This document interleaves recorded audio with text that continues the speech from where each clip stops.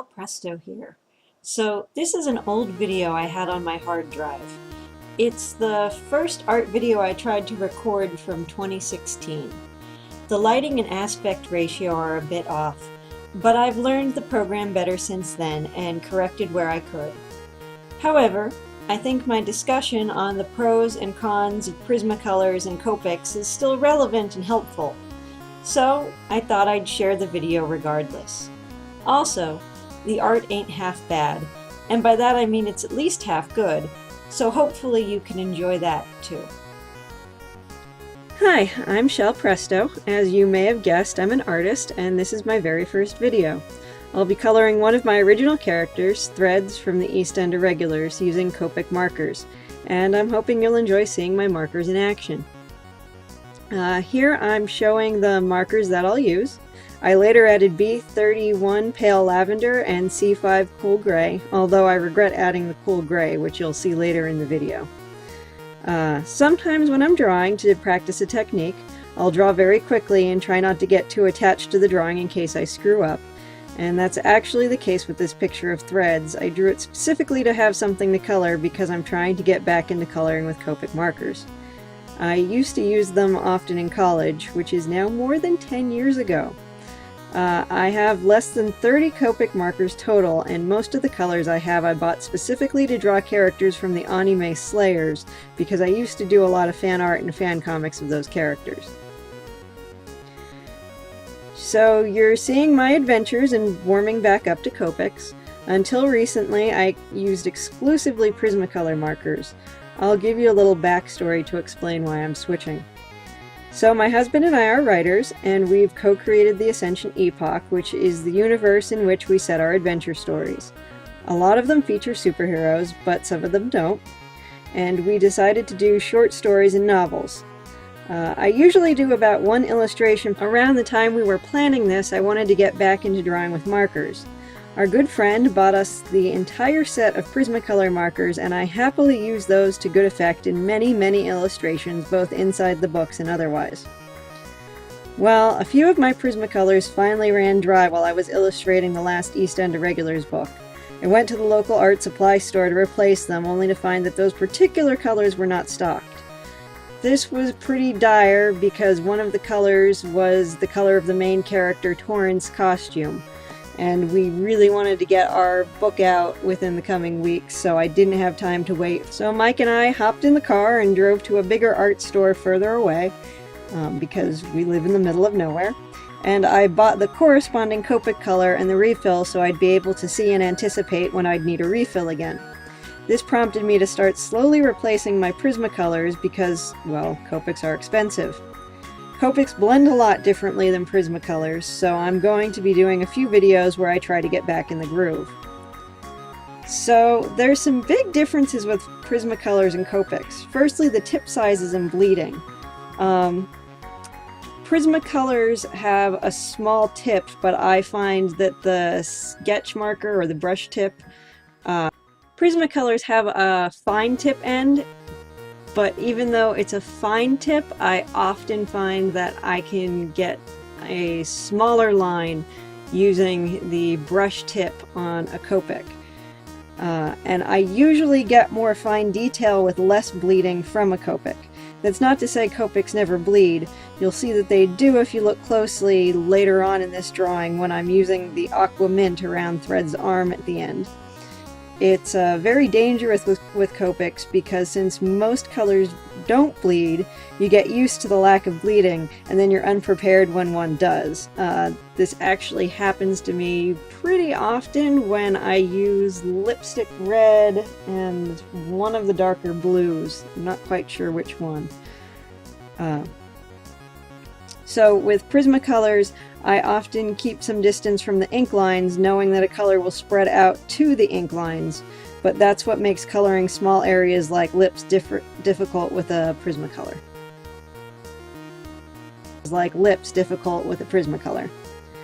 The other big difference is blending. Prismacolors tend to overwrite each other.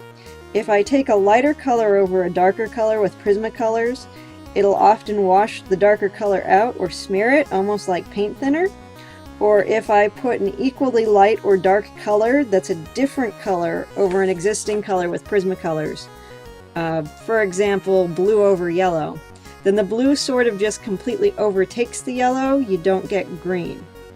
But with Copics, you can tint a darker color by putting a lighter color over it, like I do in this drawing by going over the darker pale lavender with the other skin tones to make the lavender back toward... But with Copics, you can tint a darker color by putting a lighter color over it. I'll be doing that later in this drawing by going over the darker pale lavender with the other skin tones to bring the lavender back toward a more natural color. You can also go back over areas with lighter colors, particularly adjacent colors, to get a softer blended effect without washing out the dark colors when using Copics. But that's not to say that I'm entirely gung-ho for Copics or think people shouldn't use Prismacolors. Tools don't make the art, the artist makes the art. Personally, I've done some pretty amazing work with Prismacolors, at least by my standards, and I think you can too. They're good markers and they're more affordable, but as I said, I'm at a point where refillability is very important to me, so I'm slowly switching over. If you folks want me to post a Prismacolor video, leave a comment below the video or use the contact form at ascensionepoch.com, and I'll be more than happy to create one to showcase Prismacolors if a bunch of people ask. I suppose it'd be a good idea to tell you who I'm drawing. This is Threads, who will be appearing in future East End Irregulars books. He's kinda like Spider-Man, without the spider strength or spider sense. Actually, he got bitten by a radioactive caterpillar. How's that for intimidating? He'll make his debut in the 4th book, unless you are one of the lucky few who happen to be in possession of the convention-exclusive edition of Salamander 6, which contains 3 additional short stories to fill out the book, one of which has Threads in it. Anyway, the East End Irregulars series follows my husband and my original characters, teen vigilantes who are discovering the eerie side of Pittsburgh. They deal with werecats, mad gassers, and superpowered terrorists, all while dealing with normal teen stuff like parents and school, and not so normal teen stuff like keeping a secret identity. They're fun books, but they take themselves seriously too. We've got 2 East End Irregulars novels with illustrations out and available now, and more on the way. So now you know, and knowing is half the battle. The other half is red and blue lasers. Except for that 1% where Mutt is biting cobras. And yes, I meant Mutt, not Junkyard. Let's get this video back on track. So, I said previously I don't have a lot of Prismacolors. For this drawing I really wish I had a slightly darker purple than pale lavender because I think that would have really added some needed weight and contrast to the skin tones. Likewise, I needed a color to shade the eyes and teeth with, and Cool Gray 5 was not a good choice. I had wanted to use E41 Pearl White, but that's actually running dry on me. I think having refills for the Copic markers you already have and use often is just as important as getting a new color that you need. But it was really important to me to finish Threads for this video, so I used the Cool Gray and then I lightened and tinted it on the computer to present the finished piece. I fully admit that I make mistakes in my drawings. It's pretty rare for me to have a perfect piece that I don't want to touch up at least somewhat before presenting the original.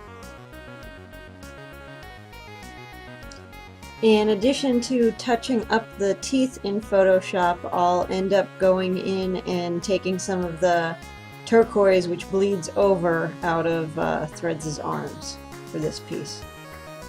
And I suppose that's all I have to say for now.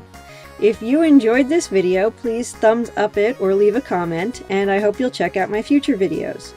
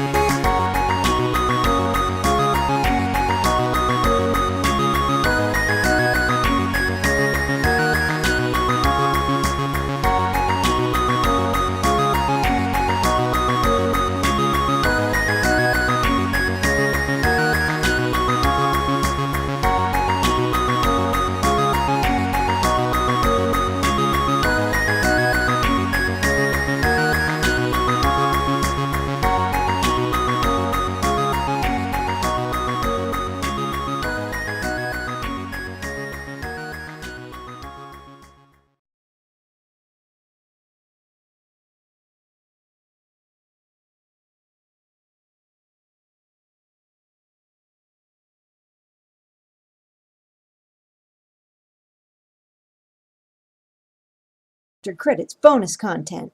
Yeah! So I've done a ton of art featuring threads, and one day I'll even finish the short comic I'm halfway done illustrating with him in it.